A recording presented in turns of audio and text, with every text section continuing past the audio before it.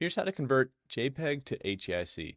I created an app called ConvertSave, and it does exactly that. It converts your files and then saves them. So we could click and drag these JPEG files into ConvertSave, and then we can select the output. In this case, we're going to go to HEIC and hit convert, and it's that simple. So I created this with my brother. He's a software developer. I went to him and was like, hey, can we make an app that can do image, video, and audio conversions on Windows and Mac? And can we make it drag and drop and work totally offline? So I don't have to go into more weird, sketchy websites to do all my file conversions. And he said, yeah, we can do that. And then we did. And so now we've released ConvertSave. You can find it at convertsave.com or with the link in the description or pinned comment down below.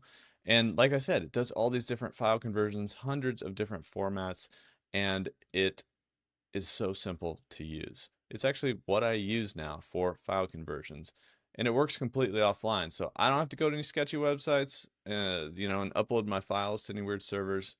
Neither do you. This works with simple tools, either on your system or there's tools in the settings actually. So if we go to settings, you see FFmpeg, that's best for audio and video. And then Image Magic is what we use in this tutorial to convert like from JPEG to HEIC or vice versa. So we can go from HEIC back to JPEG as well if you want to.